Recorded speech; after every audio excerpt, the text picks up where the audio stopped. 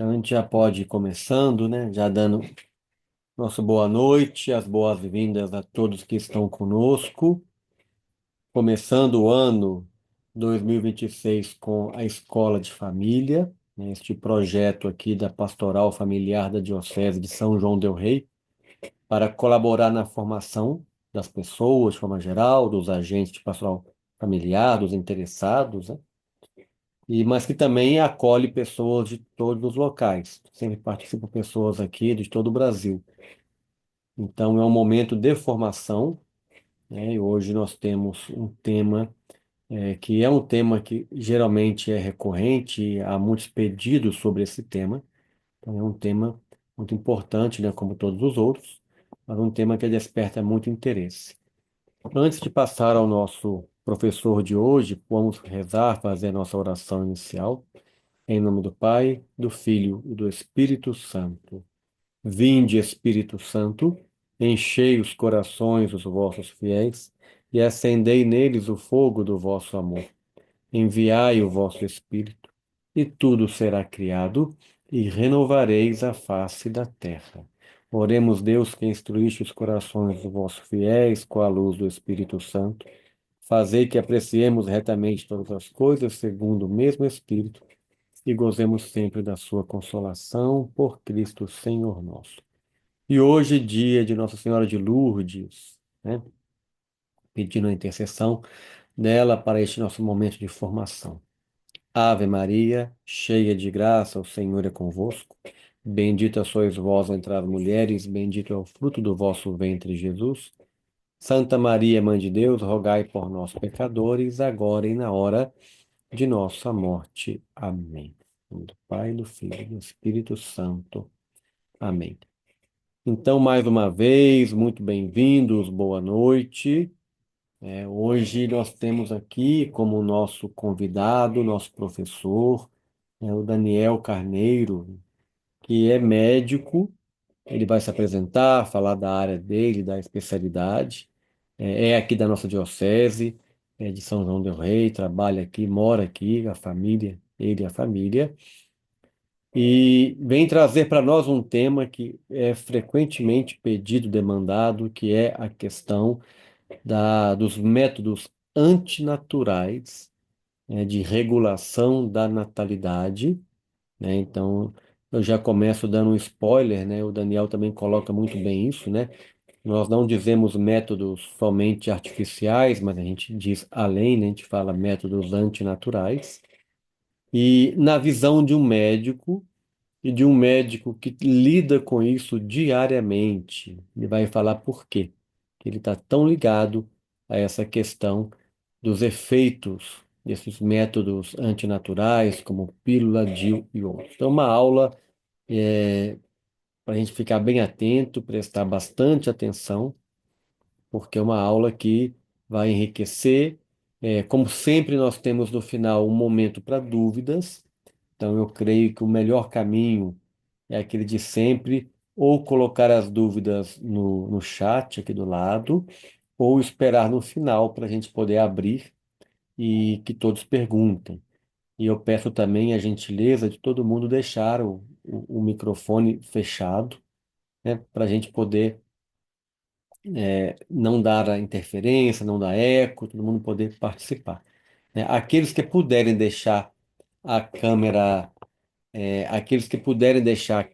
aberta, também é interessante a gente poder acompanhar, ver quem está acompanhando, interagir também, tá? Alguém falou que está muito baixo o som. É para todo mundo? Tá ouvindo bem o que eu estou falando? Daniel, tá ouvindo Tô bem? ouvindo bem. Ah, então pode ser lá algum problema do volume dela lá, tá, Neuza? Por favor, verifique aí. Então, eu vou passar a palavra ao Daniel, sem a gente poder aproveitar o máximo o tempo dele conosco aqui, que é valioso. Então ele se apresenta, fala do trabalho dele e traz para nós o tema que a gente vai aprender hoje. Bem-vindo, Daniel, muito obrigado. Eu que agradeço o convite, André. É sempre um prazer poder falar sobre esse tema, né? Um tema, como você pontuou muito bem, difícil, polêmico, mas esclarecedor, né? Principalmente para as pessoas que estão ligadas aí, lidando, né? Com catequese matrimonial. Então, prazer, meu nome é Daniel, sou médico, radiologista, trabalho aqui na cidade de São João del Rei, não sou daqui, mas vivo aqui há já 13 anos. Sou pai de 3 filhos, Pedro, Aclário, José, e casado com a Daniela, né, que agora está na direção aí de um colégio católico na nossa cidade, né, e peço orações de todos aí para que essa missão dela siga sempre em frente. Então vamos iniciar, né? Deixa eu compartilhar aqui minha tela.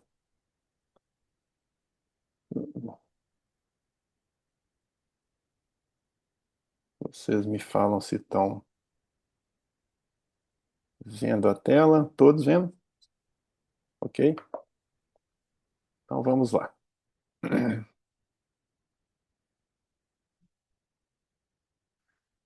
Vamos falar um pouquinho sobre, né, uma reflexão mesmo que eu gosto de falar sobre os métodos antinaturais,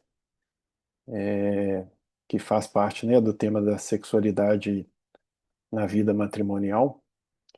Então, não tem como a gente falar sobre esse tema sem contextualizar, né, os métodos contraceptivos aí dentro da história. Eu vou pontuar bem brevemente, acho que o André, em outras ocasiões, já aprofundou mais nesse assunto com vocês, mas esse início, né, dos métodos contraceptivos, eles têm uma engenharia social aí que foi construída, né, ao longo dos séculos, né, e o controle da fertilidade como uma ferramenta para se conseguir esse controle social. A gente tem início com o eugenismo, né, o eugenismo é uma linha de pensamento, né, que buscava melhorar a raça humana, né, através de abortos, através de controle populacional, através de métodos contraceptivos, e ele tem início lá em 1883 com Franz Galton, que tem essa teoria que influenciou muitas políticas aí de esterilização ao longo dos séculos, né?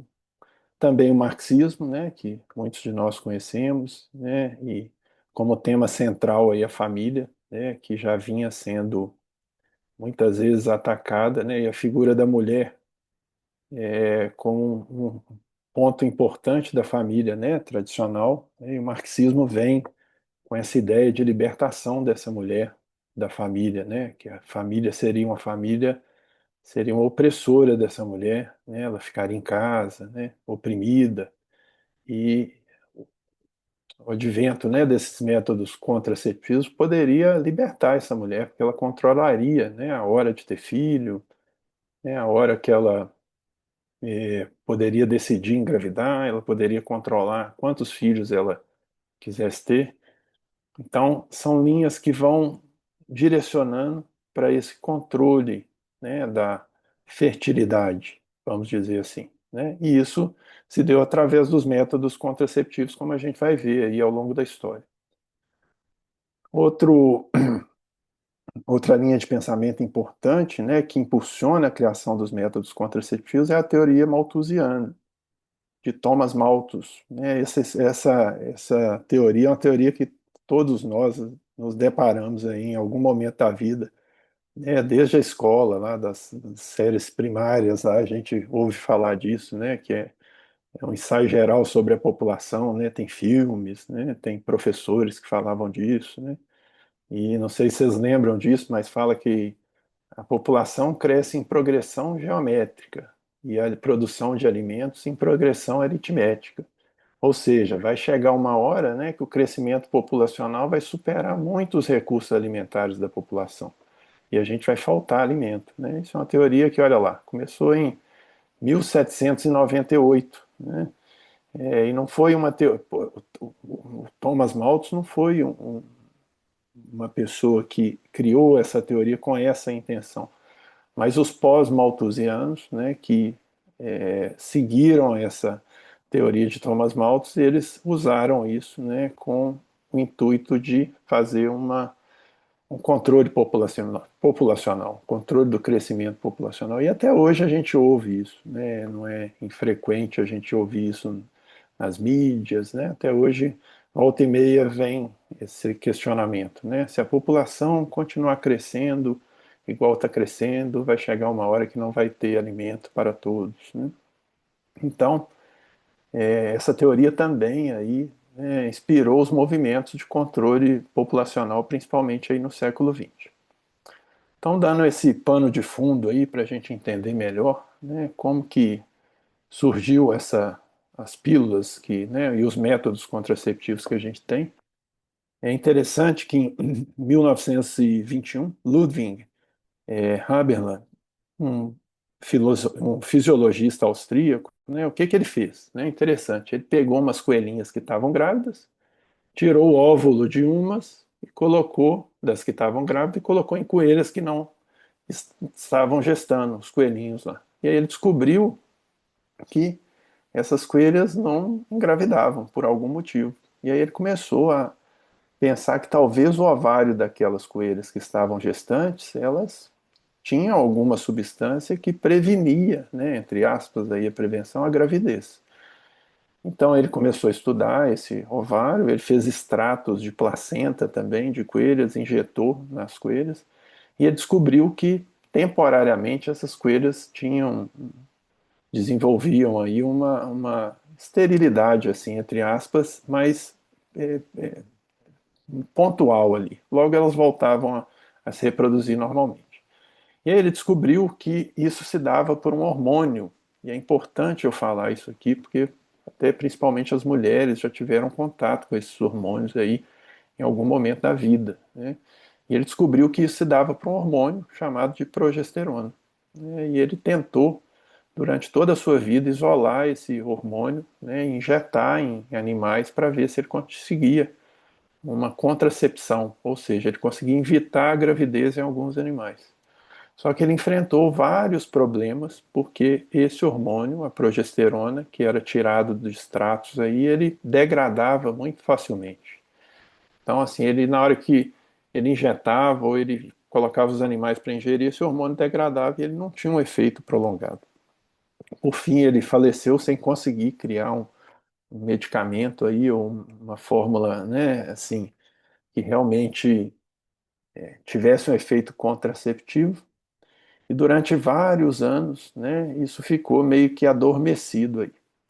Até que ali por volta da década de 40, né, 50, um pesquisador, né, chamado Gregory Pincus, conseguiu, através de uma coincidência até, né, estabilizar essa progesterona. Ele criou uma molécula de progesterona que era mais estável, né, e no meio desse experimento dele teve uma contaminação com outro hormônio que chama estrógeno.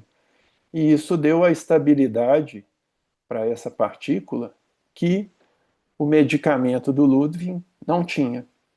E aí criou-se a pílula do anticoncepcional. E por que eu estou falando disso? Porque até hoje a gente sabe que a maior parte das pílulas anticoncepcionais tem estrógeno e progesterona, né? Então é importante vocês entenderem na história, né, por que que se buscou estudar um medicamento para o controle, né, da fertilidade, né, feminina, e também qual o pano de fundo que trazia o objetivo final desse controle da população. Então, por fim, foi criado essa pílula, né? A pílula foi idealizada em 1960. Interessante aqui a gente falar que a pílula, ela, primeiro essa pílula, o Enovide, né, que foi criado por Pincus, eles não deixaram ele testar nos Estados Unidos, sabe? Ele teve que ir para outro país para fazer esse teste, porque o FDA, que, né, não aprovava essa medicação. Depois que esse medicamento foi testado, acho que foi em Porto Rico que eles testaram, esse medicamento ele foi liberado nos Estados Unidos. Então, o Enovide é interessante isso, né, que ele foi aprovado para tratar distúrbios menstruais. Ele não foi tratado, né, para controlar a fertilidade feminina. Ele foi tratado para controlar aumento de fluxo menstrual, ele foi aumento de sangramento, ele foi liberado para isso. mas na bula tinha que ele fazia uma suspensão temporária da fertilidade, apenas como efeito colateral. Então ele criou uma brecha legal para o uso do contraceptivo, né? Em um momento aí que a gente tem que lembrar, né, a década de 60, né, o movimento hippie, né, drogas, sexos, rock and roll, o mundo numa liberdade, né, começando aí uma liberdade sexual muito intensa, né, e isso era tudo que eles queriam, né, uma droga que pudesse fazer a mulher não engravidar, né? Então, isso veio num momento assim muito propício, né? Parece que é uma coincidência aí, mas né, a gente começa a estudar a história, e começa a ver que nada é coincidência, né? Tudo tem um objetivo muito claro. Então, se criou esse Novid, né? Essas drogas anticoncepcionais rapidamente se expandiram, não só nos Estados Unidos, mas pelo mundo todo, né? E a igreja, nesse momento, a igreja começou, inclusive, a ser questionada, né, pela ONU. A ONU queria saber da igreja, né? Qual que é a posição da igreja, né? Onde que a igreja entra nisso, né? A igreja vai aceitar, a igreja não vai aceitar, a igreja vai apoiar o uso de contraceptivos, a igreja não vai, e a ONU foi pressionando a igreja, né? E ela começou a pressionar no pontificado é, no pontificado de João 23. João 23, que ela começou com esse questionamento, né? E ele também começou a consultar a igreja, né, a respeito disso. Só que João 23 foi um papa que morreu muito rápido, logo depois deles, né, a gente sabe que veio o Papa Paulo VI, e o Papa Paulo VI recebeu isso como herança e um problema a ser resolvido. Mas enfim, né? E ele tinha que resolver isso, né? E o Papa Paulo VI, esse Papa que está aqui, né? Não sei se todos conhecem, né? Eu conheci através do André, né? E depois eu vou contar um pouco dessa história. Ele tinha isso para resolver nas mãos, né? E ele começou a fazer consultas dentro da própria igreja, que há comissões, né? Com cardeais, com bispos, para tentar resolver essa situação, né? E aí a igreja vai aceitar, a igreja não vai aceitar. E no final das contas, né, essa comissão foi crescendo, foi crescendo, foi crescendo, e o movimento para a aceitação dos métodos contraceptivos foi crescendo cada vez mais dentro da igreja, né? E por fim, tem uma história, né, que não é história, é um fato mesmo, né, que foi elaborado um documento por essa comissão que aceitava o uso dos métodos contraceptivos e indicava que isso seria possível, né? A igreja tinha que se adaptar a essa modernidade. E esse documento interessante ele foi até vazado para a imprensa, né, como uma forma assim até de pressionar o Papa, mas esse Papa Paulo VI, né, muito santo, foi canonizado pelo Papa Francisco, acho que em 2014. Ele, com muita sabedoria, com muita força também, um momento que ele viveu muito conturbado, né, do pontificado dele, ele resolveu que não, ele não aceitaria, né, a igreja não aceitaria o uso dos métodos contraceptivos, e aí ele cria essa encíclica que é a Humanae Vitae, né, a reafirmação da doutrina nesses tempos aí de revolução. Então, ele passou por isso, né, por uma oposição interna muito grande da igreja e também uma oposição externa. O mundo queria que a igreja aceitasse os métodos contraceptivos, né? O mundo queria que a igreja se reformasse, né, que a igreja se modernizasse, entre aspas. E ele muito sabiamente e muito forte também, ele foi contra tudo isso. E a Humanae Vitae, né, sobre a vida humana, ela é uma encíclica, né, assinada por ele em 25 de junho de 1968 e é uma reafirmação da doutrina tradicional da Igreja Católica. Então ele reafirmou que essas, esses métodos, né, de contracepção eles eram contra a doutrina católica. E eu vou tentar explicar para vocês, e aí é a importância, eu acho, dessa aula, né, da presença do médico. Vou tentar explicar para vocês o porquê disso, né? Onde que está o problema do uso dos métodos contraceptivos, né? Será que é só implicância da igreja? Será que é só uma implicância nossa como católicos? Não. Tem uma base aí moral, né, muito importante.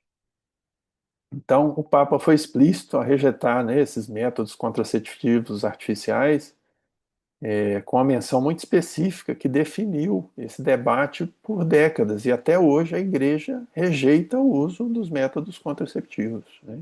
Então, tudo que for falado, né, que a Igreja, não, esse método a Igreja aceita, não, né, isso está contra o catecismo, né, isso é contra as regras da nossa Igreja, e isso se deve à força, né, e à santidade e à coragem, sobretudo, desse Papa. Então, ele foi muito corajoso, né, e o documento é um testemunho, né, que a igreja quer sustentar essa doutrina, né, baseada mais na moral. E eu aprendi tudo isso nesse livrinho aqui, muito bom, né, eu recomendo a todos vocês esse livro do André, Paternidade Responsável, Humana e Vita, né, e conta tudo essa história, né. Esse livro é um livro fininho, gostoso de ler, uma história muito legal, muito interessante. Então vamos lá, né? Vamos entender aí a fisiologia da concepção, né? O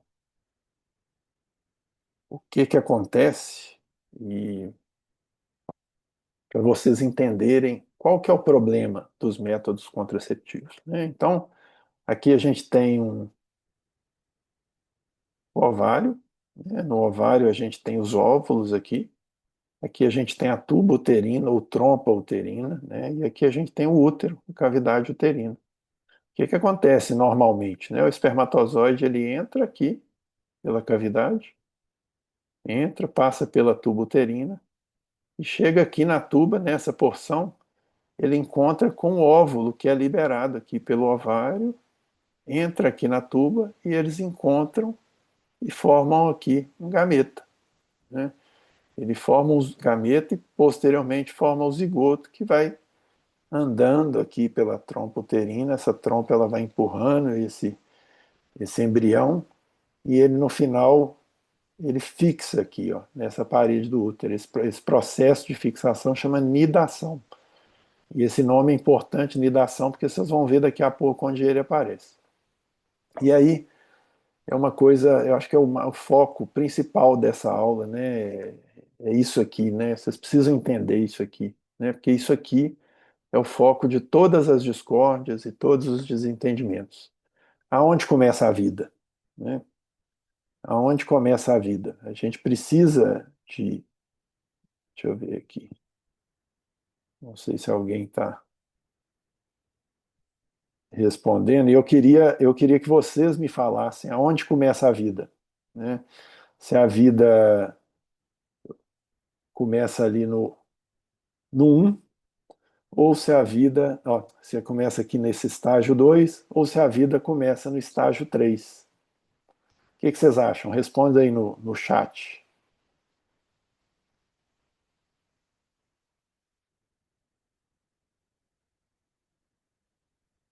2, 2,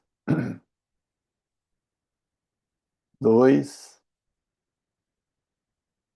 A vida começa no estágio um, a vida começa no estágio 2,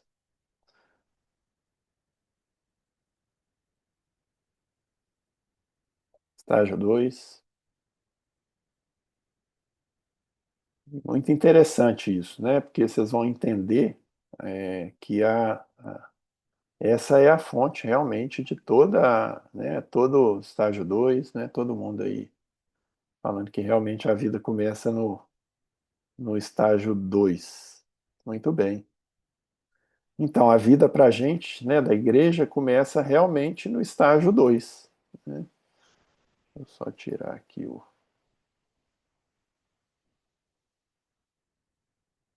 A vida realmente começa no estágio 2, né? Ela começa aonde tem a fertilização, onde tem o encontro do gameta masculino com o gameta feminino, né? Aqui no estágio 1, ela é apenas um óvulo, né? Lógico que já faz parte da obra de Deus isso, mas é aqui que a vida realmente começa, né? Quando tem a união, né, de um gameta masculino com um gameta feminino. Então esse é um dos problemas, né, do grande debate, né? Para gente, para nós católicos, e eu acho que até para a grande maioria das pessoas, né, a fertilização ela começa na concepção, é no encontro do gameta masculino com o gameta feminino. E essa visão B, né, que fala que a vida começa na implantação, ela vem de uma definição da FIGO. O que é a FIGO? A FIGO é a Federação Internacional de Ginecologia e Obstetrícia.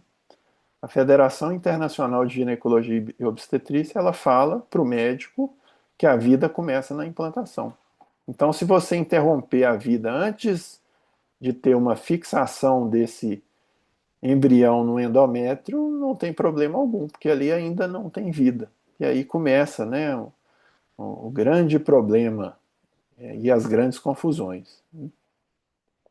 Então, falando disso, né, vocês vão ver que o método contraceptivo ele vai atuar nisso, né, impedindo, sobretudo, um dos dois mecanismos, ou a fertilização ou a implantação.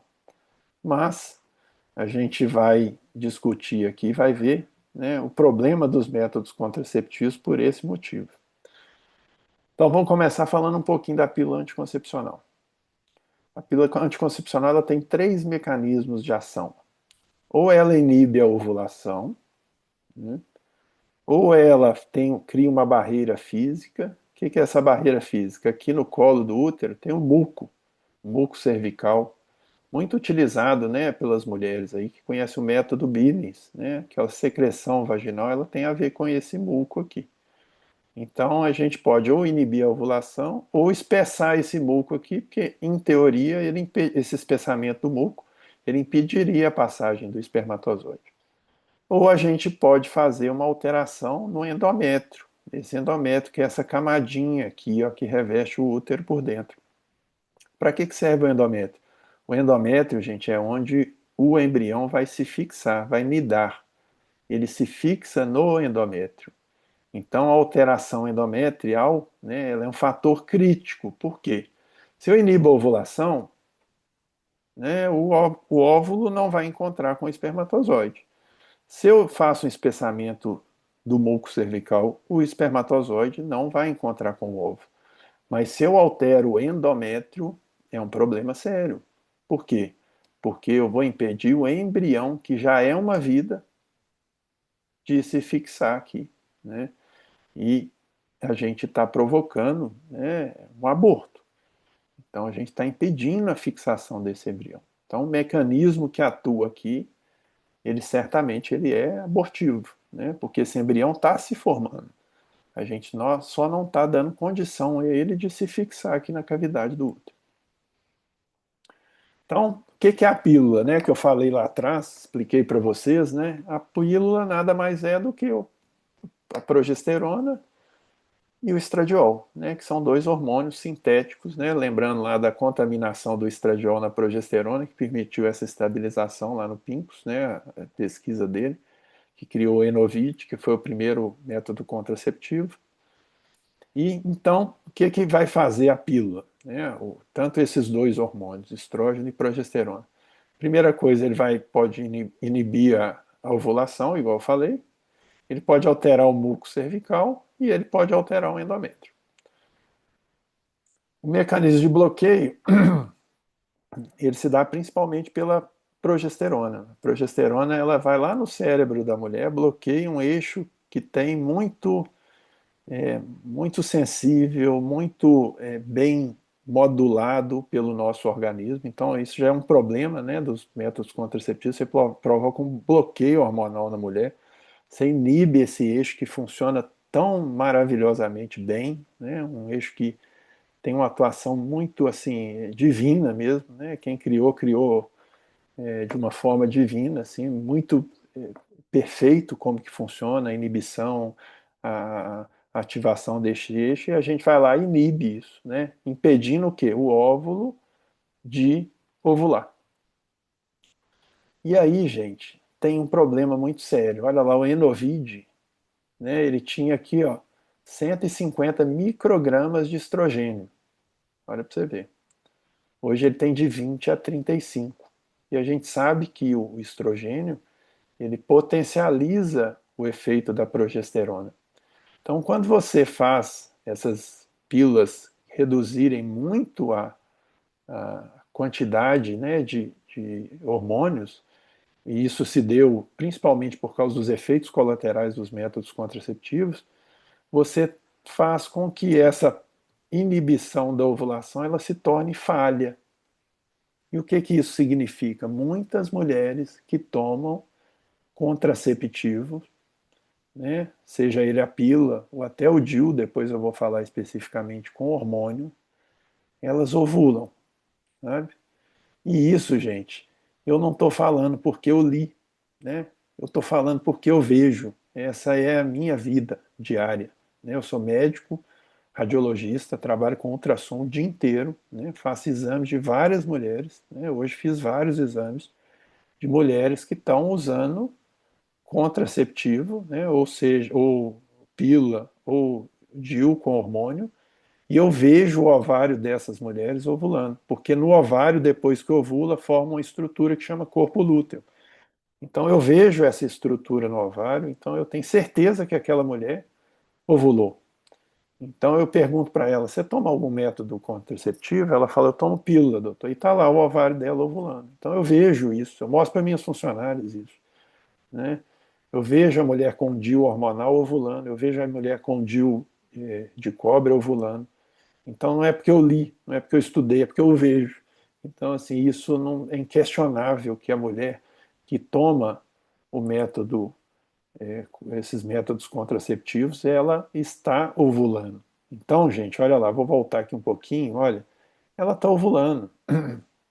Se ela está ovulando, a gente só tem mais dois mecanismos: ou o espessamento do muco ou alterar o endométrio, né? O espessamento do muco, que eu vou falar agora, né? A progesterona também altera, né, essa concentração da espessura do muco cervical, né? E assim, torna o muco hostil, né, para a passagem do espermatozoide. O espermatozoide não consegue passar ali pela cavidade. Isso é o que a, as bulas falam, né? E falam assim, entre aspas, porque depois até elas admitem que esse mecanismo pode falhar, né? E esse mecanismo, para mim, é o que mais falha, né? Assim, não é o muco cervical, é lógico que o muco com a consistência ele favorece, né, a passagem do espermatozoide, mas não quer dizer que o muco que está um pouco mais espesso ele não vai deixar passar nenhum espermatozoide. Então, por fim, gente, o que que realmente vai fazer o método contraceptivo, a pílula, por exemplo? Ela vai provocar uma atrofia do endométrio.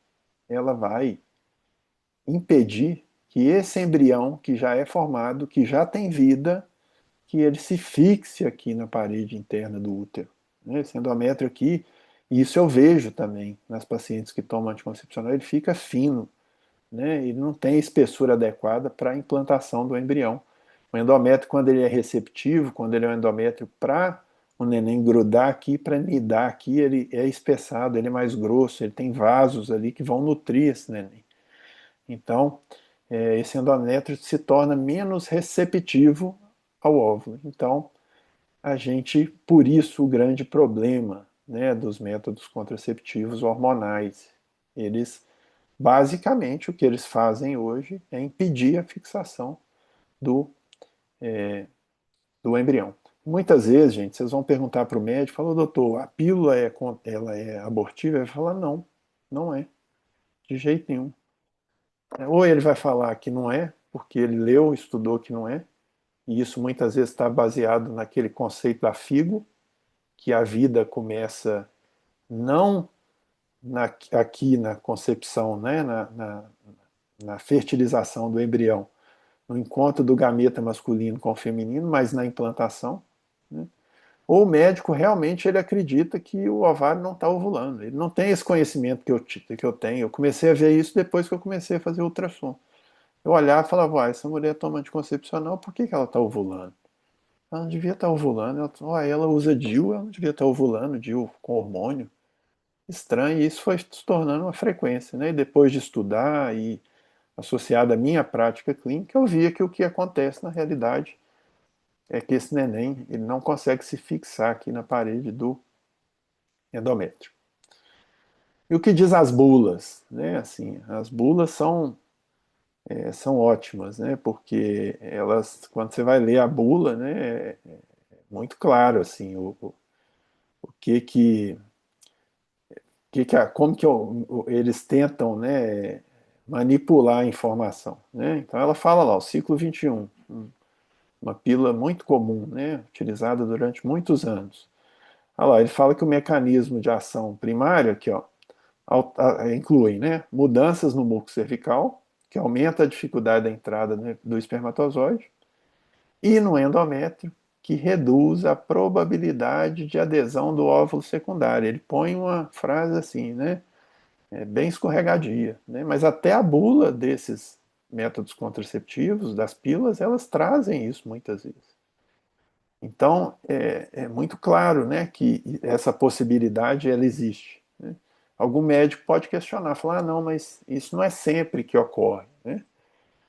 Mas se em cada 100 ovulações acontecer uma vez, né, aquilo pode ser um embrião que é formado, e para a gente isso é importante. Né? Não é porque é uma vida em 100 que ela não tem importância. Né? Na realidade, ela tem importância e tem uma grande importância. Então, olha lá, o mecanismo do Dianogeste, né? Outro anticoncepcional muito utilizado aí. As mulheres devem estar, né, devem conhecer esses medicamentos que eu estou falando.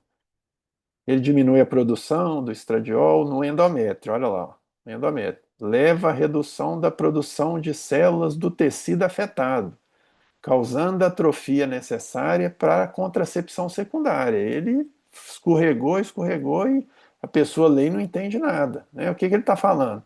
Ele reduz a produção de célula do endométrio, atrofia e não deixa o óvulo grudar lá. O que é isso?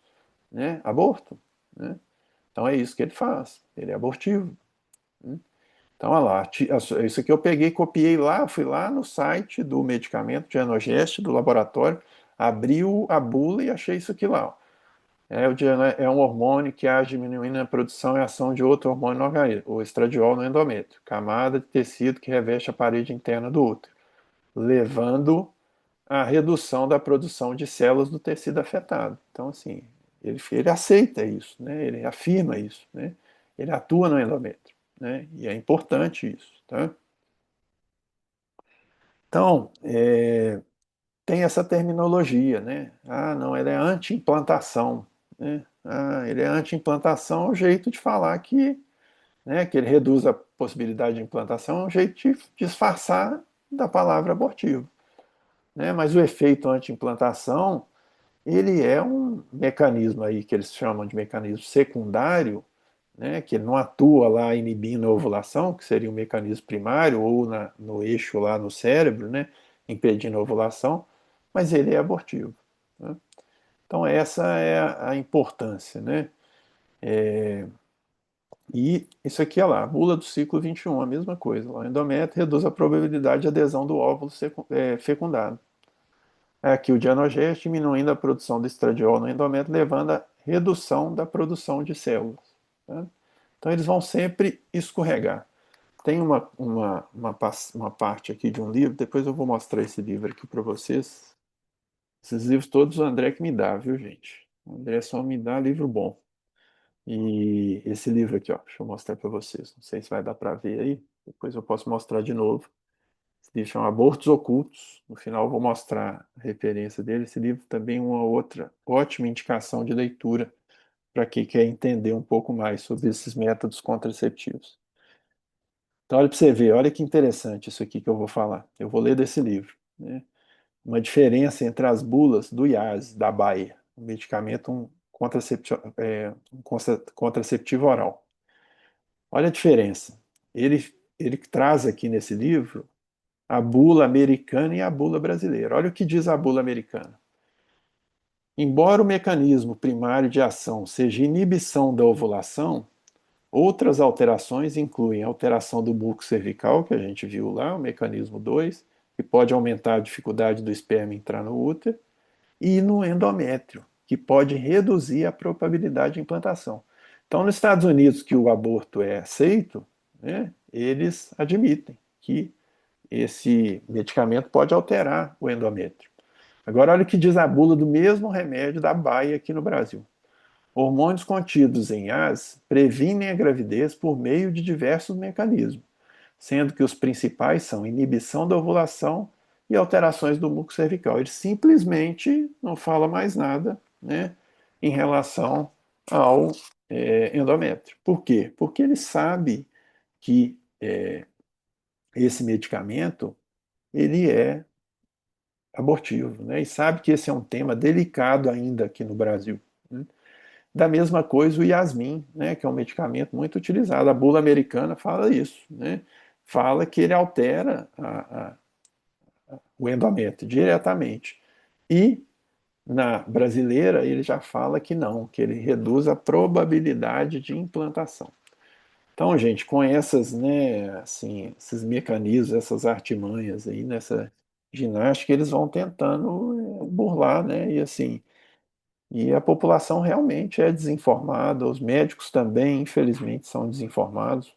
Assim, eu não aprendi isso na escola, eu aprendi isso depois, né? Aprendi muita coisa com o André, né? Então a gente vê isso, né? A gente não é, a gente é formado dentro desse molde aí, que tem esse interesse que a gente não entre nessa discussão e que a gente prescreva indiscriminadamente esses medicamentos, que é o que vem acontecendo. Então vamos falar um pouquinho dos dispositivos intrauterinos. André, se eu estiver passando muito da hora aí, você me fala, porque eu estou sem. Acho que ainda não, né? Não, ainda não. Pode seguir, tá ótimo, tá no horário e tá excelente. Pode ficar à Então vamos vontade. lá. Então agora eu vou falar um pouquinho dos dispositivos intrauterinos, né? Basicamente a gente tem que são os DIUs, né? O DIU é outra fonte aí de muita polêmica, muita discussão, né? E a gente tem basicamente dois tipos de dispositivo. A gente na medicina chama esse dispositivo, ou DIU também, pode falar, é a mesma coisa. A gente tem o DIU de cobre, né, que é um DIU que tem cobre nele, e a gente tem o DIU hormonal, que tem dois muito conhecidos, o Mirena e o Cailena, que é um DIU mais recente. Ultimamente tem sido bem utilizado também. O Mirena ainda é o mais utilizado, né? E o que que acontece? Esse DIU, ele libera um estrógeno ali, local no endométrio, né? E o que que vai acontecer? Qual que é a diferença desses dois DIUs? O de cobre, o que que ele vai fazer no endométrio? Ele vai inflamar o endométrio, né? E vai impedir o quê? O embrião de grudar aqui. É a única coisa que ele faz, né? O DIU de cobre, gente, ele é muito abortivo, porque ele, o único mecanismo que ele tem é a atuação no endométrio. Ele não atua em outro lugar, ele só atua no endométrio. Então, na bula, eles vão falar que não, que o cobre ele é tóxico para o espermatozoide. O espermatozoide não consegue passar por ali porque ele cria um ambiente tóxico para a liberação dos íons de cobre. E ele é tóxico para o gameta, né? Não, mas é tóxico para o gameta, ele está matando o embriãozinho que está sendo formado ali, né? Então, a gente tem que ficar muito atento a isso. E o DIU anticoncepcional, né, o DIU Mirena ou Cailena, que é um DIU hormonal, ele faz o que? Ele libera hormônio local aqui nessa região aqui e faz o que? Atrofia o endométrio. Mesmo mecanismo de ação do outro. Aqui ainda tem uma desculpa. Eles falam assim, ah não, mas o DIU hormonal, ele libera hormônio e ele inibe a ovulação. Não inibe nada. Mais uma vez, eu vejo, né, essas pacientes que têm esse DIU hormonal, eu vejo elas ovulando. Eu, médico, eu vejo. Tem várias imagens mostrando isso, né, mostrando essa ovulação, mesmo na paciente com uso de DIU. E sem contar as outras complicações, gente. Hoje eu atendi, coincidentemente, uma paciente. 21 anos, e utilizavam um DIU de cobre. E o DIU, gente, ele tem um outro problema, que ele é um corpo estranho dentro do útero. Ele aumenta muito a chance de infecção na mulher. E geralmente é uma infecção assintomática. O que é isso? A mulher não sente nada. E aquela infecção vai ficando ali, vai ficando. Essa menina de 21 anos, no Lípara, nunca teve filho, né? Começou a ter uma menina simples, começou a ter uma secreção vaginal, foi deixando, e ela percebeu que a cordinha do DIU já estava saindo assim, ela começou com muita cólica, ela tirou ela mesma, tirou o DIU, e hoje ela foi lá fazer um exame, porque ela está com sangramento e uma secreção que não para. Sabe o que aconteceu com essa paciente, que eu vi no exame dela hoje? Ela está com a infecção na tuba uterina dos dois lados, enorme, enorme, né? Provavelmente, né? E eu estou falando provavelmente porque quem sou eu, né, para falar isso, depende da vontade de Deus, mas é bem provável, assim, essa paciente pode ser que ela tenha dificuldade em engravidar. Essa trompa dela, essa tuba uterina dos dois lados está doente, está muito doente, né? Dificilmente aquilo não vai deixar sequelas ali. Então, olha para você ver, uma paciente jovem, 21 anos, né? Você deu para ela, entre aspas, né? Os contraceptivos têm isso na história, né? Que eles são para libertar a mulher, mas na realidade eles vêm para aprisionar a mulher, né? Uma prisão, a mulher entra numa falsa liberdade, né, em relação à parte sexual, que expõe ela a vários riscos, inclusive de infecções, né, igual esse caso que eu estou contando, fora outras infecções também graves, doenças sexualmente transmissíveis, né, AIDS, né, ou outras doenças. Então, os DIU, gente, eles alteram a estrutura ali bioquímica, né, do útero, mas basicamente o que eles fazem é impedir a fixação do embrião.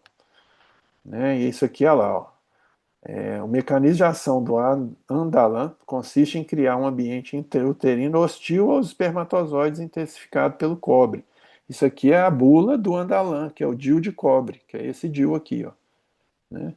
Então ele está falando para mim, e quer que eu acredite, que o que o DIU faz é criar um ambiente ruim para o espermatozoide, né? E é só isso, né? O espermatozoide vai morrer, né? Milhões de espermatozoides vão morrer. Não, né? É bem provável que o espermatozoide passe, encontre um óvulo aqui e venha é, tentar fixar aqui no útero e não consiga. Esse endométrio está fino, está atrofiado, está inflamado, ele não está propenso para implantação.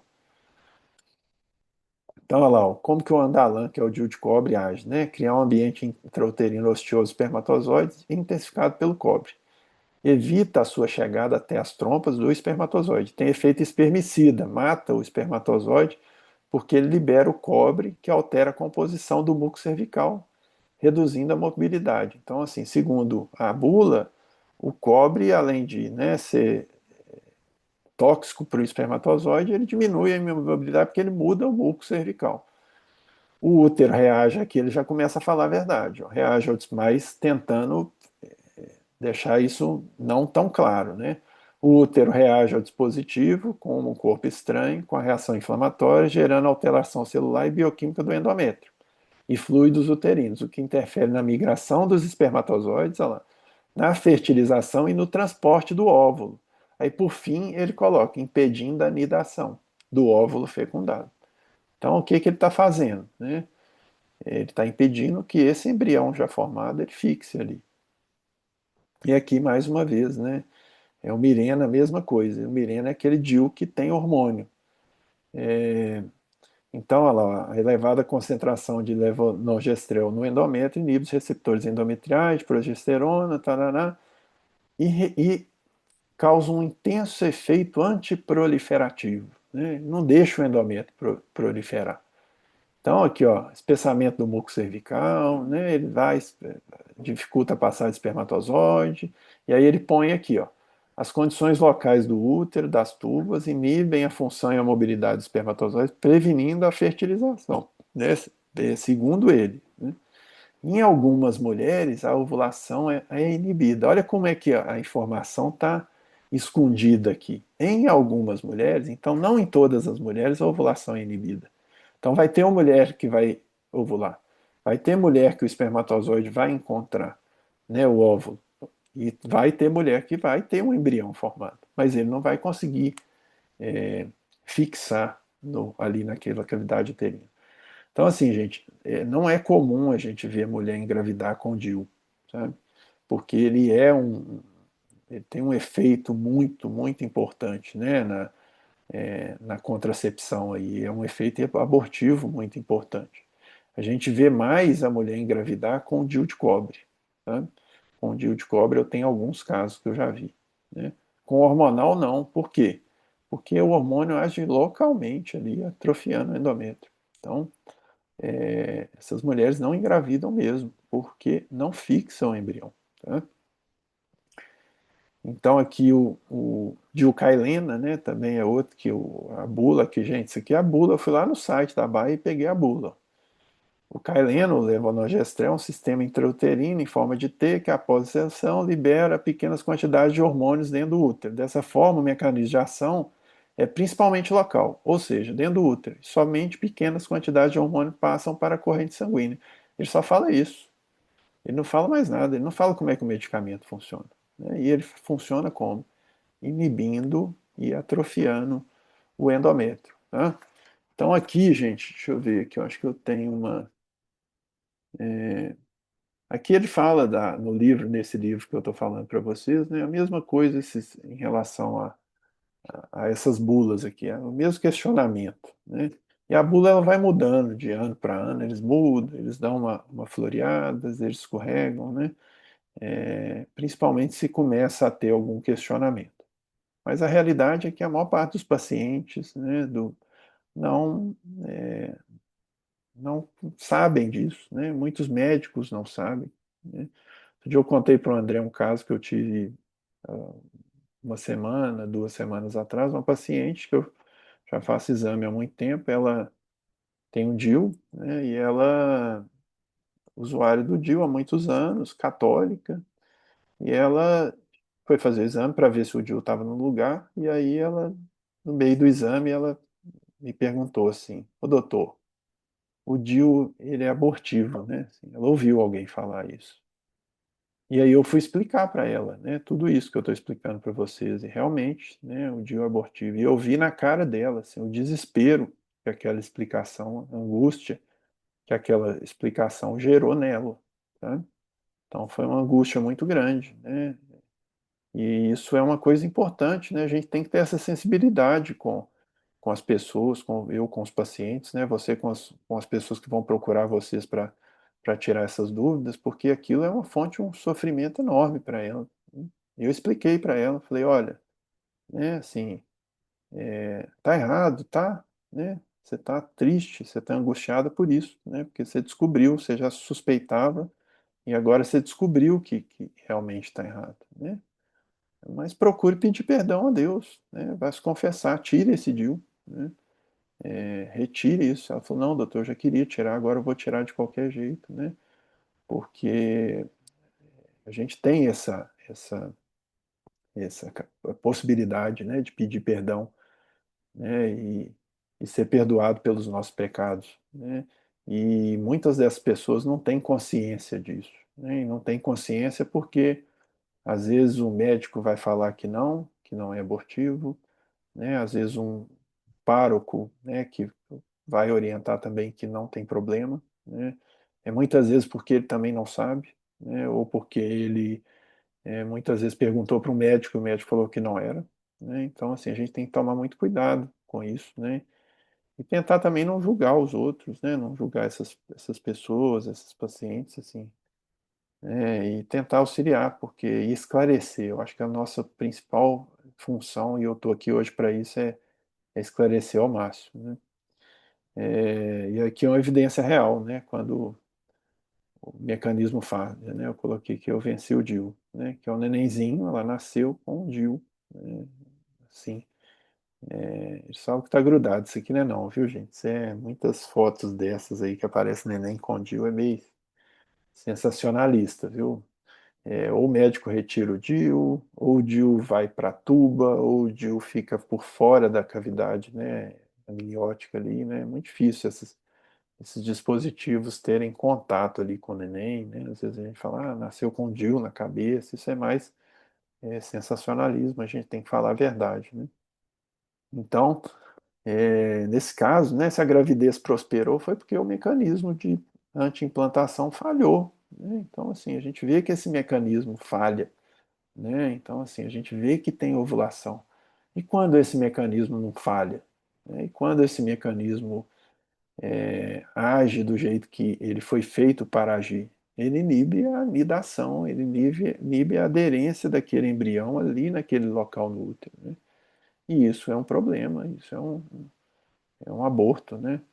Então, esse é o conceito de aborto oculto, né? Que é muito discutido nesse livro aqui. Esse livro o André me deu de presente, né? Foi um livro, assim, divisor de águas na minha vida, né? Me ajudou demais. Recomendo as pessoas que leiam esse livro, né? Quem trabalha com pastoral familiar, né? Para entender um pouco da história, para entender um pouco por que que isso acontece, né? Por que são esses abortos ocultos? São esses abortos que, igual a gente está falando, não acontecem todos os meses, mas que em alguns momentos eles vão acontecer, né? Porque você vai formar um embrião e esse embrião não vai ser impedido de se conectar aqui na cavidade endometrial. Então esse é o conceito, né, de aborto oculto, e entender que existe essa definição moral e tradicional, né, que a gravidez acontece, né, a vida ela se inicia na formação do embrião, né, e que existe um conceito de uma associação internacional, né, que representa a ginecologia obstetrícia, que fala que não, que a vida começa na implantação e a gente tem que entender por que que essas federações têm essa intenção de mudar esse conceito para de onde começa a vida. Né? É uma questão mesmo moral, né? É uma mudança da linguagem mesmo. Né? E as bulas confirmam isso, né? Porque elas vão nessa direção. Né? Assim, você vê que elas têm o questionar, elas sabem que moralmente está errado. Né? Tanto que elas tentam inibir esse. Inibir não, elas tentam obscurecer essa informação, né, que esses métodos contraceptivos eles alteram ali o endométrio e tudo. Então, é isso, né? A gente tem que ter uma reflexão aí, né, disso, né? Uma consciência moral, né, que esse risco de aborto oculto ele acontece mesmo, né? E a gente precisa informar as pessoas, né, para que elas tenham consciência moral do que está acontecendo com o uso do contraceptivo e que ela tomar a decisão dela. Né? O ruim é o que aconteceu, que eu contei para vocês, né? Uma paciente que assim você via claramente que ela não tinha consciência de que aquilo era abortivo, né? Porque aquilo em nenhum momento foi falado para ela. Né? Isso tudo vai contra, né, a doutrina católica de abertura à vida, né? E, e muitas vezes essas pacientes tomam a decisão de, né, ou de utilizar um DIU ou usar um outro método anticoncepcional por não conhecerem mesmo, sabe? Ou por negligenciarem isso também. Mas o nosso papel não é julgar, na minha opinião, o nosso papel é realmente esclarecer e deixar que essas pessoas tomem a decisão. Eu vejo de tudo, gente, de tudo, tudo, tudo. Né? Tem colegas que vêm falando isso o tempo inteiro, são católicos e usam método contraceptivo. Tem gente que tirou, né?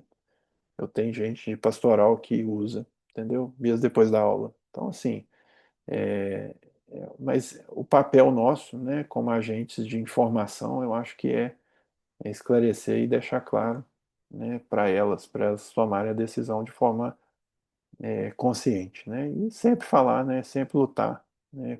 Contra isso, né? E uma mulher que tira um DIU, né? Ou uma mulher que para de tomar anticoncepcional já são várias vidas aí que a gente está salvando. Não deixem de ler o livro do André, falando do Paulo VI, né? Uma história linda, linda, linda, linda. História de muita força, muita fé, né? Assim, mostra realmente assim, a coragem daquele Papa em lutar contra a igreja. Ele lutou, assim, contra a igreja quase toda, né? A decisão da igreja era de aceitar os métodos contraceptivos e ele foi lá e lutou. Né? Além desse livro, que eu recomendo muito, tem um filme do Papa Paulo VI, é só escrever Paulo VI lá no YouTube, tem um filme com são duas partes, assim, separadas, um filme muito bonito, mostra tudo isso, né? Mostra ele rezando para tomar essa decisão. Muito bonita essa parte, assim, ele em oração, passa uma noite inteira em oração, né? Porque a pressão você via que era muito grande, assim, uma pressão enorme na vida dele, assim, né? A igreja inteira, né? As pessoas que ele convocou para decidirem, querendo que ele tomasse uma decisão, e ele passa a noite inteira em oração, pede, né, a Deus, pede ao Espírito Santo que ilumine a decisão dele, e ele toma essa decisão muito forte, muito sábia, né? Muito bonito. Então é isso. Vou deixar aqui as referências para quem quiser. Estou aberto aí para que vocês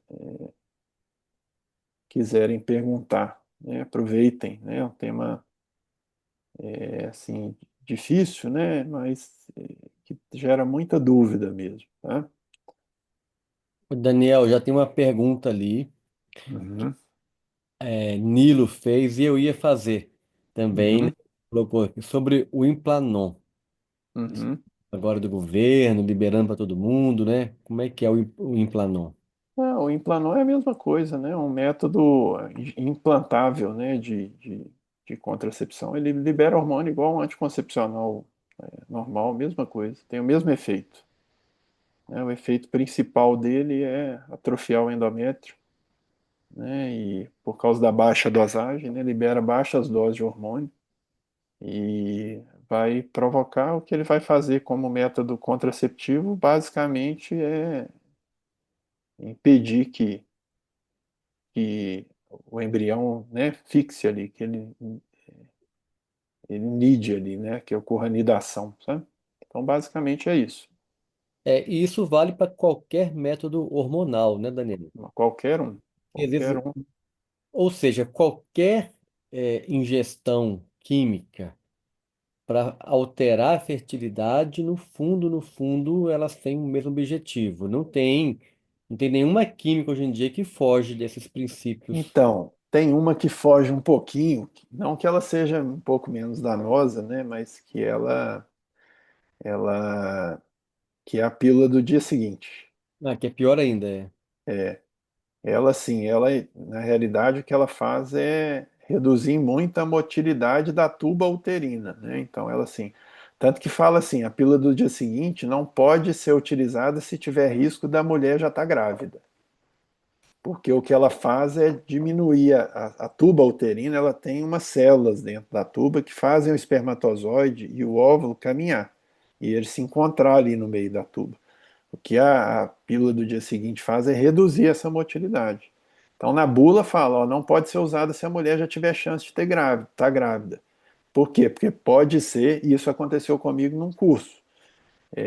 Vou contar essa história. Pode acontecer de ter uma gravidez ali na tuba uterina.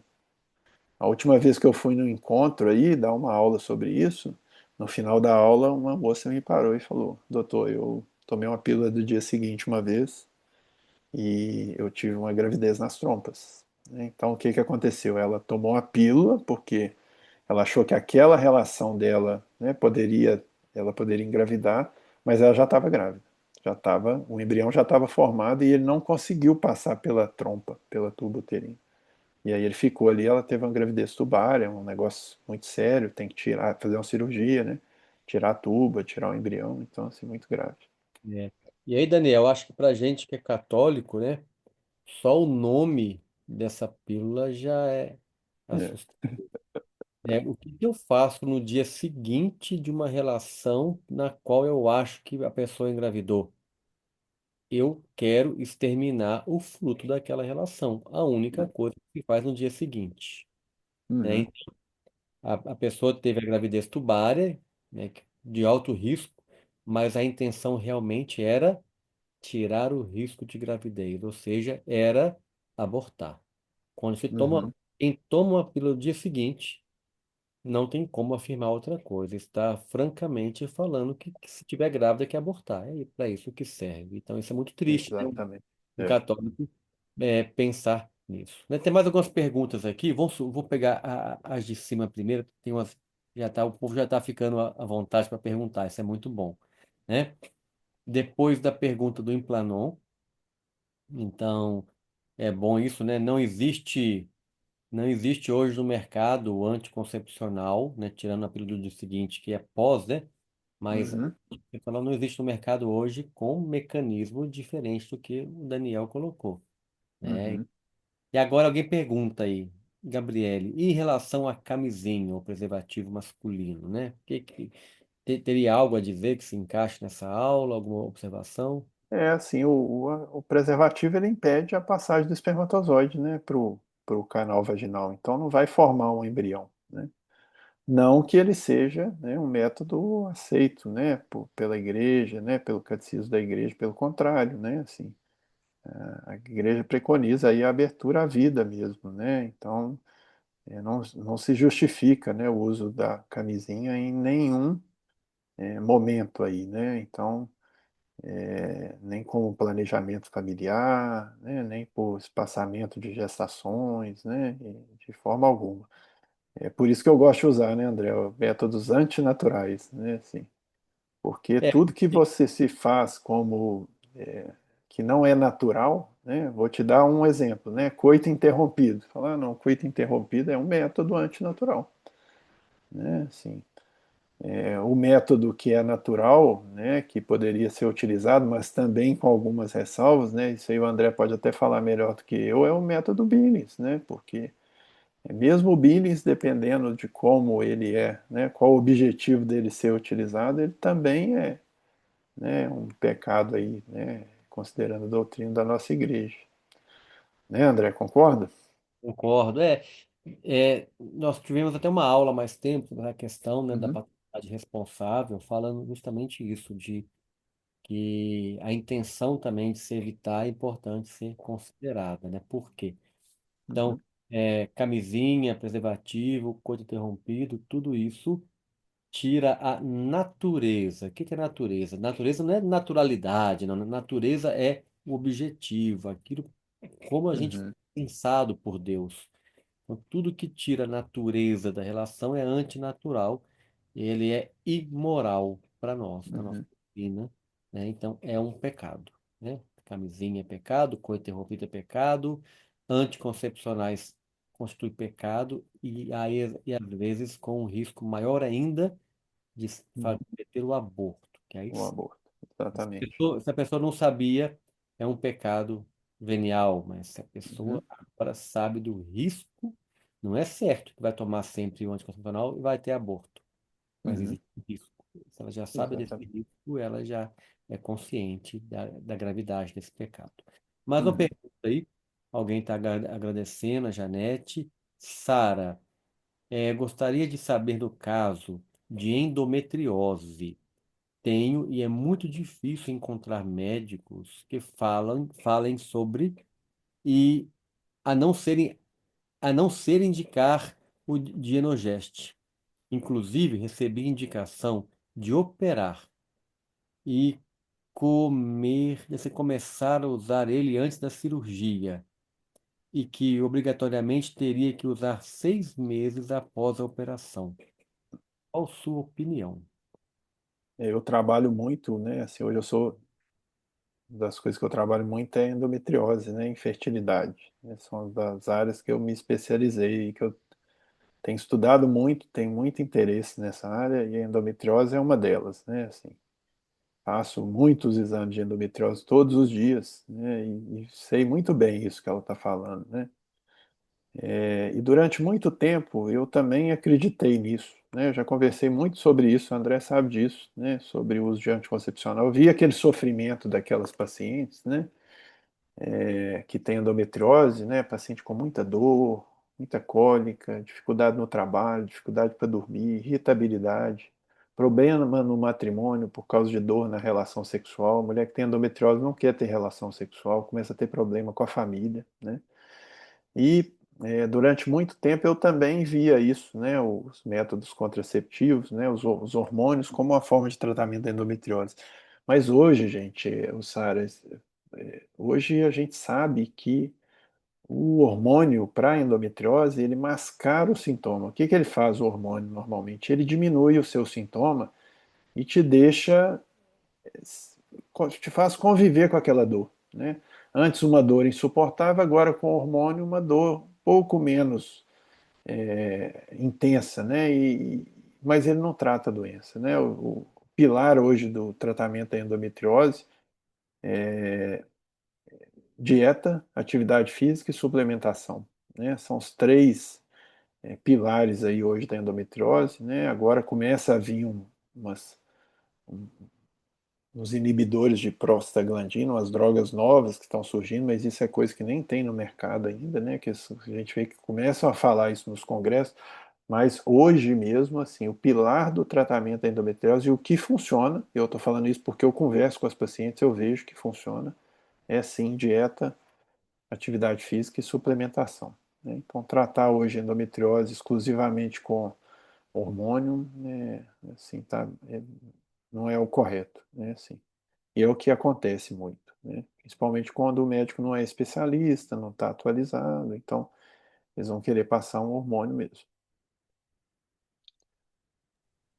Bom, mais uma pergunta, perguntando sobre a laqueadura. E Daniel tem algo para falar para gente sobre a laqueadura, talvez alguns efeitos colaterais? Sim. A laqueadura, ela vai é, meio que de encontro com o uso do preservativo, né? A mesma coisa, né? Ela vai inibir aí a fecundação, você corta as trompas ali, né? Inibe o encontro do espermatozoide com o óvulo, sabe? A laqueadura tem, ó, os estudos são muito controversos, sabe? Uma coisa que eu percebia sempre nas pacientes que fazem laqueadura, por exemplo, que todas começam a sangrar muito. Tem um desarranjo pós-laqueadura muito importante. Mas saiu um estudo ano passado, uma meta-análise, assim, mostrando isso, por que que elas começam a ter sangramento aumentado. E uma das justificativas é que essas mulheres antes tomavam um contraceptivo oral, tá? E que elas fazem laqueadura, elas param de tomar esse contraceptivo e tem um desarranjo do eixo, então elas sangram, né, muito, né? Então, assim, mas como método contraceptivo é a mesma linha da, né, um método não permitido, né, essas contracepções definitivas, né, vasectomia, laqueadura, não são permitidas, né, na igreja, assim, como o uso do preservativo, né? E essas definitivas são mais graves, né, André? Sim, com certeza, né? Essas intervenções definitivas, né, são gravíssimas, né? É cortar a fonte da vida na raiz, né? A nossa doutrina fala da laqueadura, né? Por exemplo, se nós vamos no nosso catecismo, no parágrafo 2399, né? Então, se você é católico, né? Você deve ter o catecismo, deve conhecê-lo, parágrafo 2399 nos ensina que a legitimidade das intenções, ou seja, a intenção pode ser legítima, um problema, uma dificuldade financeira, uma doença, ok, a intenção pode ser legítima, mas nos diz a doutrina, a legitimidade não justifica o recurso a meios moralmente inadmissíveis, entre parênteses. Por exemplo, a esterilização direta ou a contracepção. Ou Uhum, seja, esterilização direta, laqueadura, vasectomia, ou contracepção, anticoncepcionais, DIU, preservativo, etc. Qualquer dessas ações, a nossa doutrina ensina que é moralmente inadmissível. É a doutrina, não é o padre. Então, às vezes tem gente que até age com má fé, sabe que está errado, vai tentar arrancar um sim do padre, né, colocar na sua situação, etc., sua dificuldade. Não. a doutrina não depende da interpretação do padre. A doutrina, ela é objetiva para a gente aqui. Então, realmente, tanto a laqueadura, como vasectomia, como preservativo e principalmente os problemas do anticoncepcional, do DIU, dos hormonais, né? E também do DIU de cobre, são problemas que podem, além de serem imorais, podem causar o aborto também. Eu queria Hum, também comentar que há um livro recente, publicado pela editora Pios, que se chama Amor e Fertilidade, que ele é do método de ovulação, mas é muito interessante que esse livro traz nele estudos recentes sobre efeitos colaterais desses métodos radicais, uhum, laqueadura, vasectomia. Por exemplo, se eu me lembro bem, um dos estudos que tem nesse livro é que os homens que fazem vasectomia têm mais propensão a ataque cardíaco. Olha, quando a gente mexe no corpo, a gente mexe num sistema completo, uhum, né? Então, vale a pena, eu coloquei aqui no link esse livro. Mas uhum. vamos para mais perguntas aqui. A próxima aí. O uso do DIU pode acarretar um câncer de colo? Essa pergunta é muito boa, viu? Porque assim, o DIU não, né? O DIU diretamente, né, até onde eu sei, né, o uso do DIU diretamente não. Mas o DIU vai acarretar um comportamento, que é qual comportamento, né? Uma mulher que usa o DIU, não necessariamente todas, é claro, mas o DIU utilizado na população em geral, ele permite uma maior promiscuidade, às vezes, dessa mulher, né? Essa mulher, ela pode ser pelo fato, né, de não ter que usar preservativo, né, pelo fato de não engravidar, ela pode ser estimulada a ter mais de um parceiro, né? E tendo mais de um parceiro, ela tem o risco de ter um HPV, né, que é um vírus que claramente ele está, né, tanto que tem a vacina para HPV agora para as meninas mais jovens, mas essa mulher ela tem uma chance maior, né, se ela fizer sexo com mais de um parceiro desprotegido, de ter o HPV. E o HPV aumenta a chance de câncer de colo de útero, né? Então, assim, pensando por esse lado, sim, mas pelo DIU exclusivamente, o DIU, né, ele aumenta a chance de eu, pelo fato, pela composição, não, né? Até onde eu sei, não. Tá? Mais uma pergunta aqui, então. No caso da mulher que apresenta o quadro de síndrome de ovários policísticos, como realizar método natural para espaçar as gestações?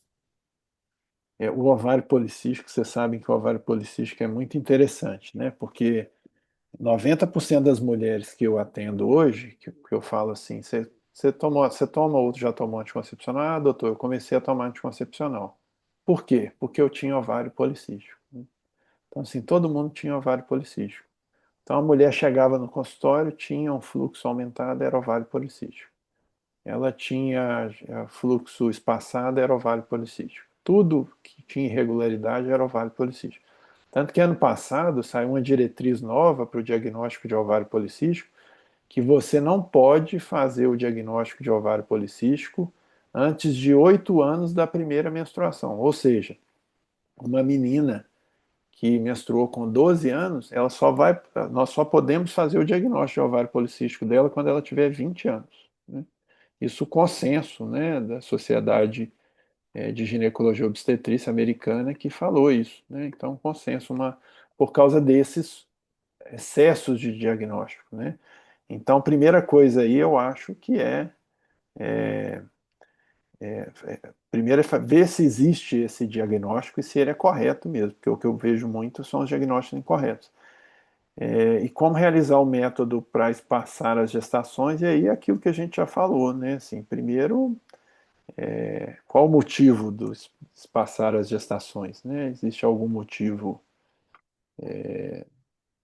que justifique esse espaçamento, né? E aí a gente tem vários métodos que podem ser utilizados com esse intuito, e o principal dele é o Billings, né?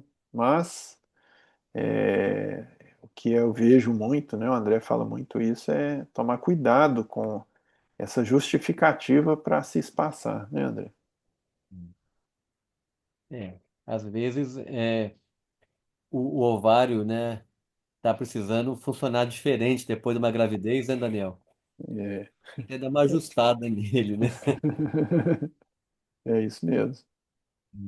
Mas, assim, os métodos naturais, bem acompanhados, eles permitem identificar a fertilidade em praticamente qualquer situação, né? Uhum, Procurar uma boa instrutora, né? Hoje tem instrutores locais, voluntários, tem pela internet que a gente paga para poder ser acompanhado também.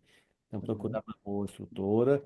Tem métodos combinados, tem o método Creighton, que é uma maneira diferente de acompanhar, acompanha com temperatura, acompanha com medidores de fertilidade na urina hoje em dia, combinado com o método, aqueles medidores que uhum, põe a primeira urina da manhã. Então dá para combinar várias situações e acompanhar bem a fertilidade. uhum. Nenhum Sim. deles justifica o recurso ao anticoncepcional, né? Mais uma questão aqui, agradecendo pela aula, está acabando as perguntas aqui. Novamente aqui, da Sara. Ah,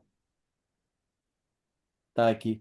Doutor, poderia dispor um pouco mais da sua generosidade, e me falar o que posso fazer neste momento? Aí é aquela lá da cirurgia, né? Como me Uhum. preparar para a cirurgia e o que fazer no pós para ficar sem menstruar, que segundo o médico é necessário para a cicatrização. Terei de operar, pois além da endometriose, endometriomas, tenho um teratoma ovariano. Então, Sara, assim, eu acho que o principal aí, né, no seu caso, assim, não tem como eu, né, te fazer um diagnóstico assim, definir uma conduta, né, só por essa conversa nossa aqui, né, eu teria que ver seus exames, né, o médico teria que te examinar, né, então tem outras questões aí que conduzem, né, o que a gente faz na medicina, né, as condutas. Então, o que eu te falo, assim, eu acho que é procurar um profissional mesmo, né, com referência, que seja especialista em endometriose, né, e que seja referenciado, assim, né, que você tenha pessoas que já acompanharam com ele, né, que tiveram uma resposta positiva, né, porque não é fácil encontrar esses profissionais hoje ainda, infelizmente, né, infelizmente. Mas buscar isso, né, um esclarecimento maior assim, em relação à doença mesmo e qual que é a conduta, porque a indicação de fazer ou não fazer a cirurgia, né, de fazer um tratamento conservador, não qual cirurgia fazer, né? Hoje a gente sabe que as cirurgias não é só operar a endometriose, né? Tem um tipo de cirurgia específico que se faz para tratar mesmo de forma correta a doença, tá? Então, acho que o que eu te recomendaria nesse momento é buscar um bom profissional, assim, né, para te orientar e para te conduzir e ver se existe mesmo a necessidade da cirurgia. Bom, a última, penúltimo comentário aqui do Nilo. Infelizmente, essas questões são as novas tradições humanas e que anulam os mandamentos em vista da ampla aceitação geral, apoiado na frase todo mundo faz. Déficit terrível de má formação da consciência, catequeses superficiais, etc. Enfim, há um grande trabalho a ser feito. Obrigado pela iniciativa, eu continuo daí e eu continuo daqui. Muito bem, isso mesmo é refazer a consciência das pessoas, né? Uhum, Hoje em dia ter filho virou notícia de fúnebre para as pessoas, né? Então as pessoas querem fazer de tudo, né, para não ter filho e até comprometendo a sua alma por isso, né? Uma pergunta. André, como faço para ser uma instrutora? Deve ser para ter, né, dos métodos Billis. Moro em Sertãozinho, região de Ribeirão Preto. Ah, para ser instrutora, procure a Semplafan, olha na internet, que eles vão ter os cursos para instrutores, tá? Para poder aprender e aprofundar. Semplafan na internet. Deixa eu ver se eu pego o link aqui, né? Coloco. Se tiver alguma instrutora, alguém acompanhando a aula também, pode se manifestar, porque aí a gente já faz o meio de campo. Estou colocando no link aí o site da Semplafan, que aí eles têm os cursos para certificação assim, oficial de instrutores do método BIS, né? Ah, mas aqui, agradeceu, Janete, estou tomando desogestrel para controle de nódulo de mama. Está correto, doutor? Olha, eu nunca vi tomar desogestrel para controlar nódulo na mama, não. Né, existe até, muitas vezes, dependendo das características dos nódulos e do tipo de nódulo, uma contraindicação do uso de método de contraceptivo oral. Tá? Mas não sei por qual motivo que você está tomando, né, para controlar o nódulo na mama. Geralmente o controle do nódulo ele é feito com exames mesmo, né, para ver o crescimento só. Não existe um tratamento medicamentoso, não, no seu tratamento cirúrgico, né? Vai lá e retira o nódulo, né? Ou faz uma biópsia para ver o tipo de nódulo. Mas com medicamentos eu nunca vi. Não conheço a indicação, não. Bem. Bom, a Stephanie, nossa amiga aqui, poderia nos indicar uma instrutora do método Billings, por favor? Obrigado, André, pela disposição, Daniel e André, pela aula tão preciosa. Bom, é, pa- nós temos instrutores, temos alguns voluntários aqui na diocese, não está fácil achar, né, a procura é grande. De fato, não está fácil achar instrutores. Vamos tentar, faz contato com a gente depois, Stephanie, para ver se a gente localiza alguns para poder te ajudar. Em todo caso, também estou colocando aqui o site da editora Pios, que tem uma página de métodos naturais, que tem instrutores pelo Brasil todo, e alguns são pagos, mas é como um trabalho, né? Que a gente paga, às vezes não paga um psicólogo, paga um terapeuta, né? Paga fisioterapia, paga médico, é gente que se dedica a atender pessoas e são especialistas mesmo, porque atendem várias pessoas, tem isso no trabalho. Então, se você não achar um voluntário, também existe a opção do pago, que é a função correta. Tá ok? Coloquei aqui também no site, no chat, o site da Pios. E a Sara também falou que indica o Semplafan para encontrar instrutores e formar. Ok, mesma coisa que eu fiz aqui, indiquei o site do Semplafan. Muito bem, vamos parando por aqui.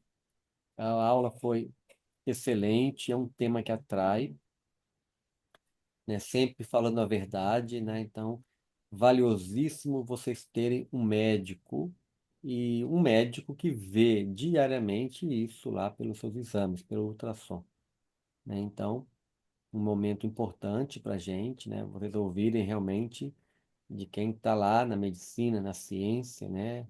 Então, aquilo que a igreja recomenda não é obsoleto. O que a igreja recomenda, de fato, é o melhor para a gente, o corpo e principalmente para a nossa alma. Não tenho essa dúvida, né? Então, agradecemos muito, Daniel, por dispor o seu tempo, seu conhecimento, fazendo o bem. Já faz o bem diariamente no consultório por ser médico, por orientar na verdade e também fazendo bem, ajudando nessa formação, nessa evangelização, não só aqui, como em outros locais também. Muito obrigado, Daniel, pela participação. Muito obrigado, por esse momento de formação aqui na Escola de Família. Então, Eu vamos que encerrar. agradeço, André, pelo convite, né, e pela participação de todos. É sempre um prazer falar sobre esse tema. Seja bem-vindo. Quando tiver alguma novidade, quiser voltar, me fala aí, traz as novidades para a gente aqui. Toda segunda, quarta-feira do mês, a gente está aqui nesse momento de formação. Tá Tá bem? ótimo, pode deixar. Então vamos rezar para encerrar novamente, pedindo a Nossa Senhora de Lourdes que nos ensine a ser dóceis, hein, como ela foi dócil ao Espírito Santo.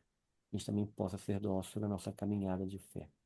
Ave Maria, cheia de graça, o Senhor é convosco. Bendita sois vós entre as mulheres. Bendito é o fruto do vosso ventre, Jesus. Santa Maria, Mãe de Deus, rogai por nós, pecadores, agora e na hora de nossa morte. Amém. Eu não vi, hoje parece que o Padre Nélio não pôde entrar com a gente, né? Se ele estiver por aí, dá o grito, não entrou não. Se tiver algum sacerdote, algum diácono também, pode manifestar para nos dar a bênção da noite. Parece que não tem não, né? Hoje. Então tá bom. Então, agradecemos e pedimos que o Senhor nos abençoe. Em nome do Pai, do Filho e do Espírito Santo. Amém. Amém. Boa noite, meus amigos. Boa Obrigado. noite.